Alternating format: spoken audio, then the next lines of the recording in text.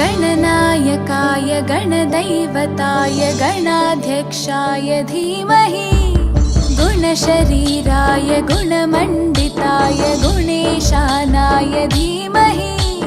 गुणातीताय गुणाधीशाय गुणप्रविष्टाय धीमहि एकदन्ताय वक्रतुण्डाय गौरीतनयाय धीमहि गजेशानाय भालचन्द्राय